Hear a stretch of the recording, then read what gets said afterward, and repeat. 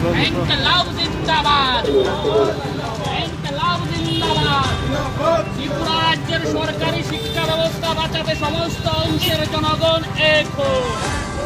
এই রাজ্যের শিক্ষা ব্যবস্থাকে বিজেপি ধ্বংস করে দিচ্ছে, তার প্রতিবাদ সমস্ত অংশের মানুষকে এগিয়ে আসুন।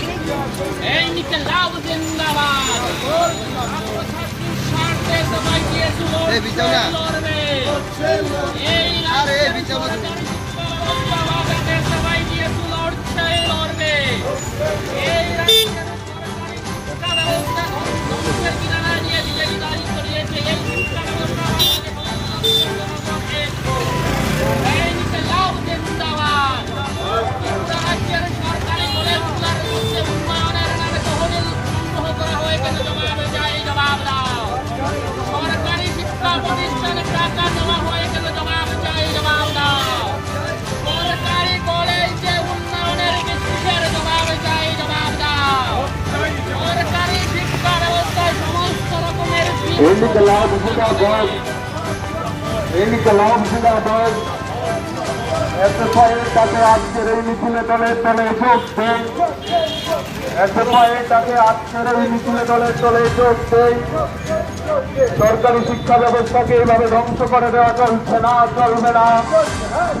সরকারি শিক্ষা ব্যবস্থাকে এইভাবে ধ্বংস করে দেওয়া আমরা মানছি না, মানব না।